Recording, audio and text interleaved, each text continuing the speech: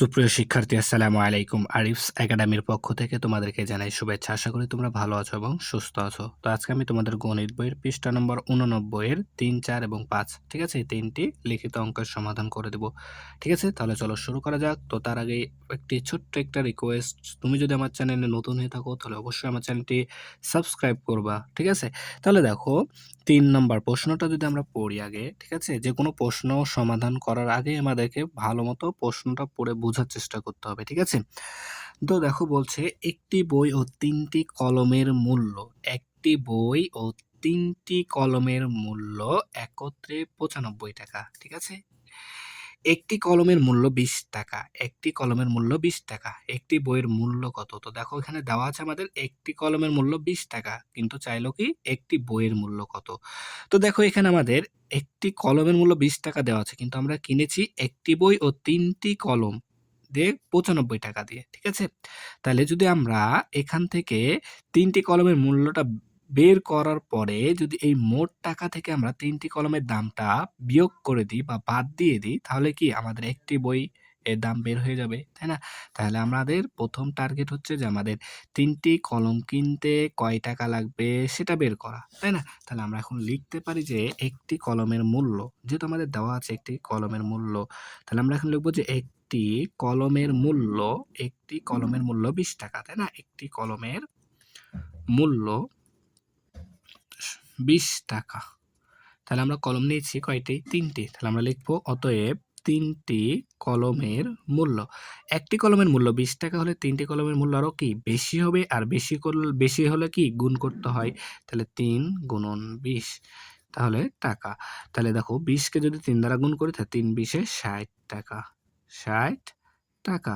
ঠিক আছে? তাহলে দেখো আমাদের 3টি কলমের মূল্য এখানে আসছে 60 টাকা। এই 60 টাকা যদি আমরা এই একটি বই 3টি কলমের মোট মূল্য থেকে 60 টাকা বাদ দিলে 3টি কলমের মূল্য এখান থেকে বাদ চলে যাবে, মাইনাস হয়ে যাবে। থাকবে কি একটি বইয়ের মূল্য, তাই না? আর আমাদের চাইছে কি একটি বইয়ের মূল্য কত? তাহলে আমরা এখন লিখতে পারি আবার একটি বই ও 3টি কলমের মূল্য, 3টি কলমের মূল্য কয় টাকা? 95 টাকা। 95 টাকা। এখন আমরা 3টি কলমের দাম পেয়েছি 60 টাকা। তাহলে এখন লিখি যে 3টি কলমের মূল্য 60 টাকা। বিয়োগ করতে হবে, তাই না? বিয়োগ করলেই থাকবে আমাদের একটি বই। তাহলে দেখো 5 থেকে 0 বাদ দিলে 5, 9 থেকে 6 বাদ দিলে 3, তাহলে 35 টাকা। তাহলে এখানে দেখো 3টি বই বাদ চলে গেল। তাহলে থাকছে কি আমাদের, সরি বিয়োগটা হয়তো বুঝতে পেরেছো কিনা, আরেকবার বুঝাই দিই। দেখো, তো 5 থেকে 0 বাদলে 5, 9 থেকে 6 বাদলে 3, ঠিক আছে? তাহলে 3টি কলমের মূল্য এখান থেকে বাদ দিয়ে দেবো, তাহলে থাকছে একটি বই। আর আমাদের প্রশ্নে চেয়েওছে একটি বই, তাহলে একটি বইয়ের মূল্য সমান সমান 35 টাকা। উত্তর 35 টাকা। একেবারে সহজ অঙ্ক, ঠিক আছে? তাহলে আশা করি তোমাদেরকে বোঝাতে পেরেছি এটা। তাহলে এবার দেখো 4 নাম্বার, ঠিক আছে? তো প্রশ্নটা পড়ি আগে। একটি তাকে 42টি বই রাখা যায়, ঠিক আছে? একটি তাকে 42টি বই রাখা যায়। এরূপ দুইটি তাক ভর্তি বই আছে। এছাড়া আরো 8টি বই আছে। মোট কতগুলো বই আছে? ঠিক আছে? এটা হচ্ছে আমাদের মেন প্রশ্ন। তাহলে দেখো আমাদের দুইটা তাকে মানে একটা তাকে 42টি করে 2টি তাকে আমরা বই রেখেছি। ঠিক আছে? বই রাখার পরেও আরো 8টি বই থেকে যাচ্ছে। তাহলে আমাদের মোট কতটি বই আছে সেটা বের করতে হবে। তাহলে দেখো প্রথমে আমাদেরকে এখানে যেহেতু বলা আছে যে একটি তাকে 42টি বই রাখা যায়। তাহলে আমাদের এখানে 2টি তাক ভর্তি বই। তাহলে আমাদেরকে প্রথমে 2টি তাকে কয়টি বই রাখা যাবে সেটা আমাদেরকে আগে বের করে ফেলতে হবে। ঠিক আছে? তাহলে দেখো আমাদের এখানে লেখা আছে একটি তাকে বই রাখা যায় 42টি। তাহলে আমরা এখানে দেখি যে একটি তাকে বই রাখা যায়, একটি তাকে বই রাখা যায় 42টি। তাহলে আমাদের কয়টি তাক ভর্তি? 2টি তাক ভর্তি বই, তাই না? তাহলে আমরা এখন লিখব অতএব 2টি তাকে বই রাখা যায়। তাহলে একটি তাকে যদি 42টি বই রাখা যায় তাহলে 2টি তাকে আরো বেশি রাখা যাবে, আর বেশি হলে গুণ করতে হবে। তাহলে 2 গুণন 42টি টি। তাহলে ২ দুগুণ ৪ আর ৪ দুগুণ ৮, ৮৪টি বই। তাহলে ২টি থেকে দেখো ৮৪টি বই রাখা যায়। ঠিক আছে? তার মানে আমাদের ৮৪টি বই আছে। এছাড়াও আরো ৮টি বই আমাদের কি বাকি আছে। ঠিক আছে? তাহলে এই ৮৪ এবং এই ৮টি যদি আমরা যোগ করে ফেলি তাহলে তো আমাদের মোট বই চলে আসছে। তাই না? তাহলে এখন আমরা লিখতে পারি অতএব মোট বই আছে, মোট বই আছে সমান এই ৮৪ ২ টা টাকা রেখেছি। এছাড়াও আরো ৮টি বই আছে তাই যোগ করে দিলাম ৮টি। তাহলে দেখো ৮ আর ৪ ১২, ১২ ২ হাতে থাকে ১, ৮ আর ১ ৯, ৯২টি। ঠিক আছে? তাহলে আশা করি এটা বোঝাতে পেরেছি এখন। তাহলে এখানে আমাদের উত্তরটা লিখে নিতে হবে। উত্তর ৯২টি। ঠিক আছে না? এরপর তাহলে আমরা এখন ৫ নাম্বারটা সমাধান করি। তাহলে ৫ নাম্বার দেখো বলছে ফয়সাল প্রতি মাসে ১২০ টাকা বৃত্তি পায়। ঠিক আছে? পায় হবে এখানে পায়। তাহলে দেখো ফয়সাল প্রতি মাসে ১২০ টাকা বৃত্তি পায়। তার ১২ মাসের বৃত্তির টাকা থেকে সে তার বোন রিনাকে ১২০ টাকা দেয়। তার কাছে কত টাকা অবশিষ্ট থাকে? তাহলে দেখো প্রতি মাসে অর্থাৎ ১ মাসে ফয়সাল ১২০ টাকা করে বৃত্তি পায়। ঠিক আছে? এরপর ১২ মাস বৃত্তি পেয়েছে যে টাকা, সে টাকা থেকে ১২০ টাকা তার বোন রিনাকে দিয়েছে। তাহলে তার কাছে কত টাকা অবশিষ্ট আছে?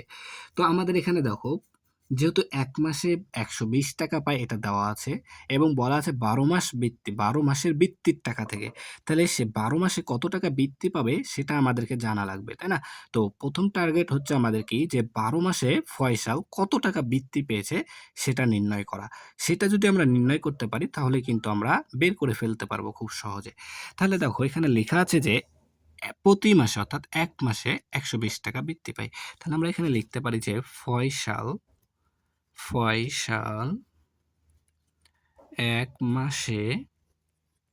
১ মাসে বৃত্তি পায়। ১ মাসে বৃত্তি পায় ১২০ টাকা। ১২০ টাকা। ঠিক আছে না? তাহলে সে বৃত্তি পেয়েছে কয় মাস? ১২ মাস। তাহলে ফয়সাল ১২ মাসে বৃত্তি পায়। তাহলে দেখো ১ মাসে যদি ১২০ টাকা পায় তাহলে ১২ মাসে আরো বেশি পাবে। আর বেশি পেলে কি করতে হবে? গুণ করতে হবে। তাহলে ১২০ গুণন ১২ টাকা। তাহলে এখন যদি আমরা ১২০ কে ১২ দ্বারা গুণ করে দিই তাহলে ২ শূন্যে ০, ২ দুগুণ ৪, ২ একে ২। এক অঙ্কের কাজ শেষ, তাই এখানে একটা শূন্য। ১ শূন্য ০, ২ একে ২, ১ একে ১। তাহলে এবার যোগ করতে হবে, তাই না? তাহলে ০, ৪ আর ০ যোগ করলে ৪, ২ আর ২ যোগ করলে ৪ আর ১ এখানে চলে আসলো। তাহলে আমাদের আসলো ১৪৪০ টাকা। ১৪৪০ টাকা। তাহলে দেখো এই ১৪৪০ টাকা সে ১২ মাসে বৃত্তি পেয়েছে।